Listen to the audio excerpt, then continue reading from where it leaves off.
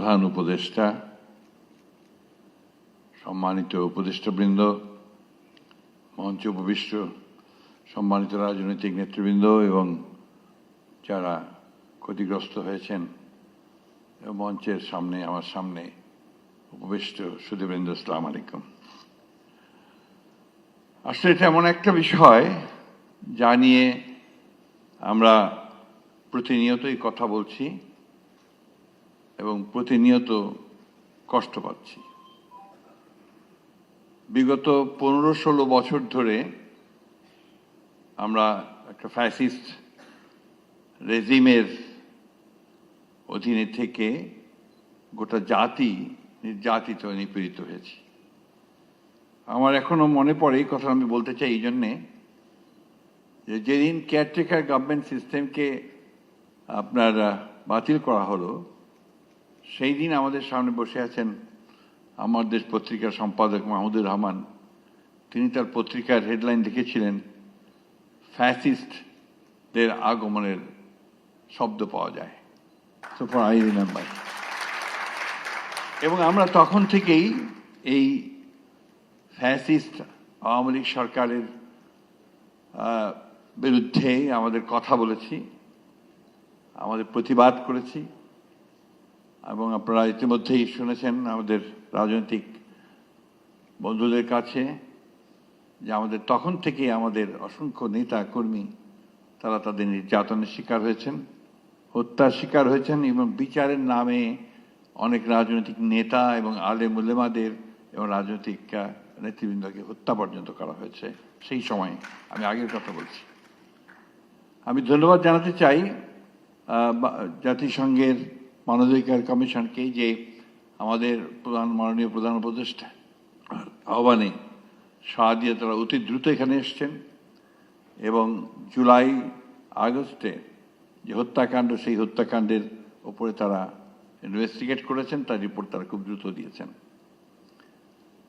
কিন্তু এর যে শুরুটা, এটা তো অনেক আগে থেকেই। এই 15-16 বছর ধরে অত্যন্ত সুপরিকল্পিতভাবে, অত্যন্ত একেবারে কনসার্টেড ওয়েতে গণতন্ত্রকে ধ্বংস করা, মানুষের অধিকারগুলোকে বিলীন করে দেওয়া এবং একটা একদলীয় শাসন ব্যবস্থাকে এস্টাবলিশ করার জন্যই কিন্তু কাজগুলো তারা করে গেছে।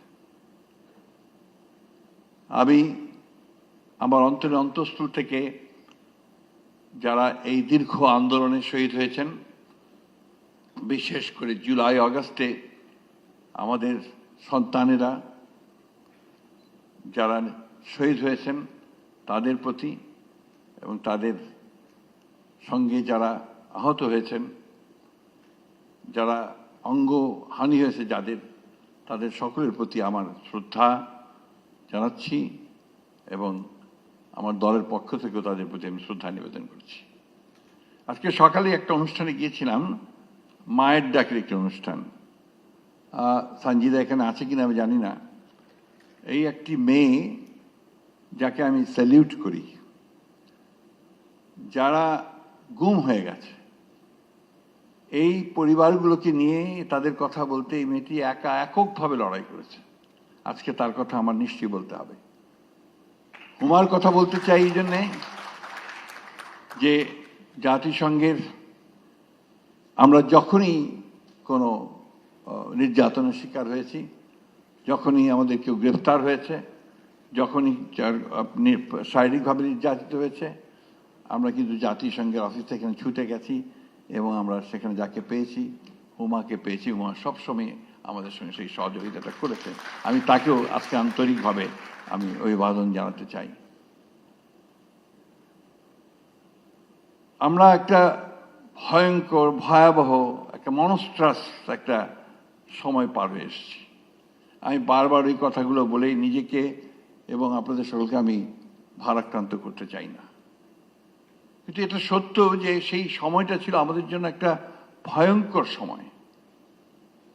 আমাদের দলের 60 লক্ষ মানুষের বিরুদ্ধে মিথ্যা মামলা হয়েছিল।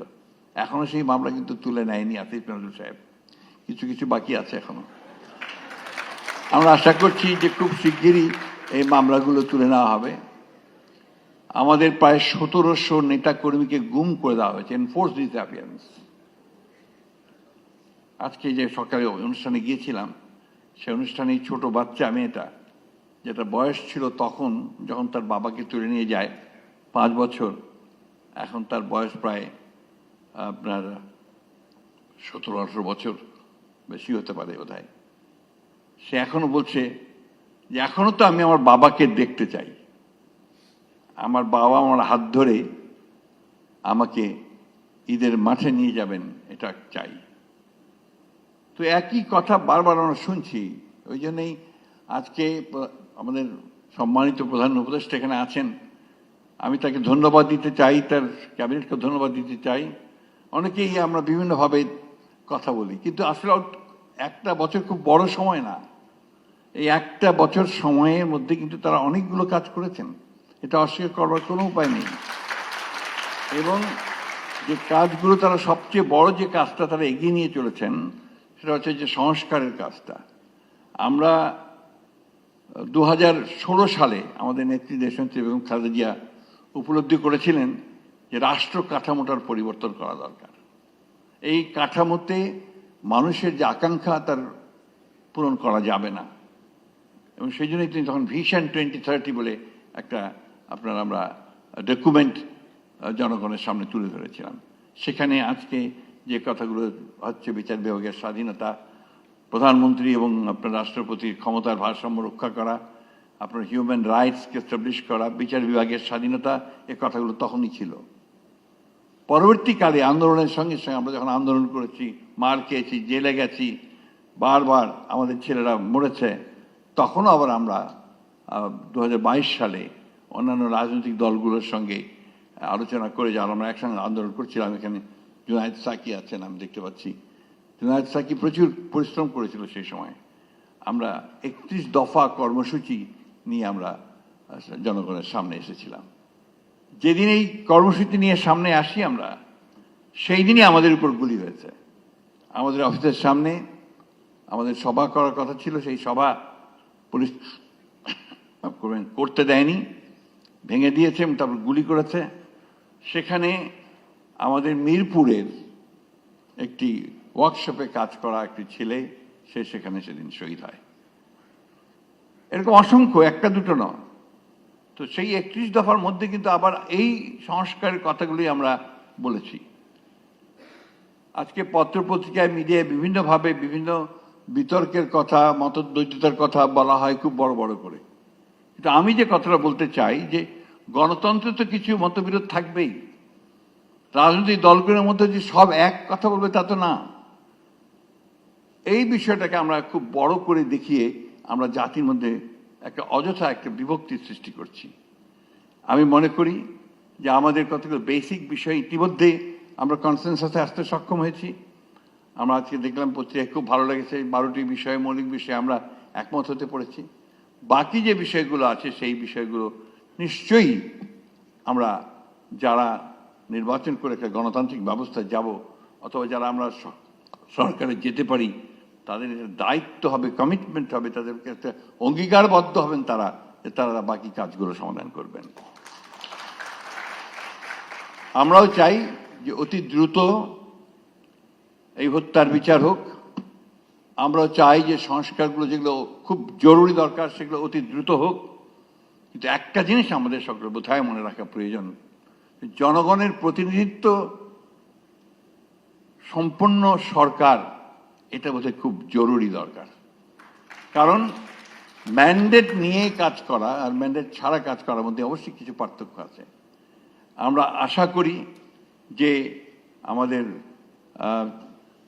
সম্মানিত প্রধান উপদেষ্টা মহোদয়ের যে ইতিমধ্যেই জনগণের সামনে যে কমিটমেন্ট করেছেন, সেই কমিটমেন্ট অনুযায়ী দেশে একটি অবাধ, সুষ্ঠু, সকলের কাছে গ্রহণযোগ্য একটা নির্বাচন হবে, এবং সেই নির্বাচনের মধ্য দিয়ে জনগণের প্রতিনিধিত্বশীল একটি সরকার প্রতিষ্ঠিত হবে, পার্লামেন্ট প্রতিষ্ঠিত হবে। এর চেয়েও বড় একটি প্রশ্ন আছে। সেই প্রশ্নটি কি? সেই প্রশ্ন হচ্ছে যে আমাদেরকে প্রতিষ্ঠানগুলো তৈরি করতে হবে, নির্মাণ করতে হবে। আমাদের যে এত বেশি সমস্যা, এই সমস্যাগুলোর মূলে কিন্তু রয়েছে যে আমাদের সমস্ত প্রতিষ্ঠানগুলোকে এই আওয়ামী লীগ ফ্যাসিস্টরা ভেঙে দিয়ে গেছে। সেটাকে আপনার নির্মাণ করতে হবে, পুনরায় নির্মাণ করতে হবে। কাজটা খুব সহজ নয়, সময় লাগবে, কঠিন হবে, ধৈর্য ধরতে হবে। আমাদের এই জায়গায় আরেকটা সমস্যা আমরা নিজেরা তৈরি করেছি সম্ভবত, যে সহনশীলতার অনেক অভাব আমাদের মধ্যে আছে। এই জায়গাটাকে আমাদেরকে বেরিয়ে আসতে হবে, কিছুটা সহনশীল হতে হবে, ধৈর্য ধরতে হবে। নিশ্চয়ই আমরা এত কিছু পেরেছি, এটা পারবো না কেন? আমরা 1952 সালে তো ভাষা আন্দোলন করে ভাষা প্রতিষ্ঠা করেছি। আমরা তো 69 সালে একটা বড় ছাত্র জনতার অভ্যুত্থানের মধ্য দিয়ে সেদিনকার সেই শাসককে সরাতে পেরেছিলাম।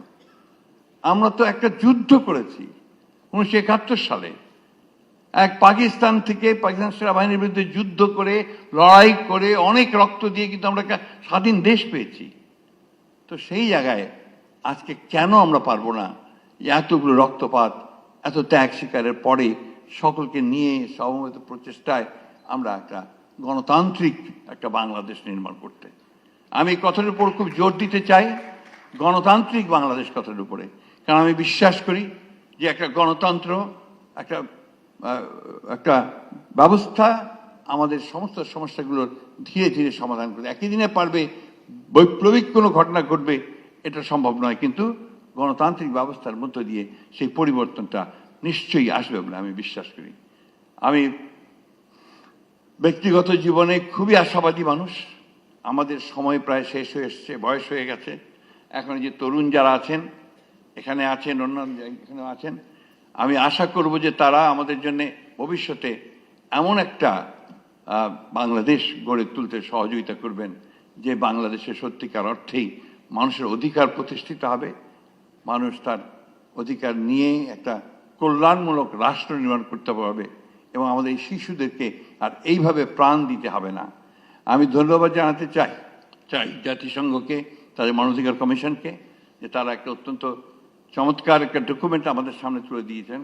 কিন্তু ডক্টর শফিক খুব ভালোভাবেই বলেছেন যে এটা আসলে খুব যথেষ্ট নয়, এটা অনেক ব্যাপক।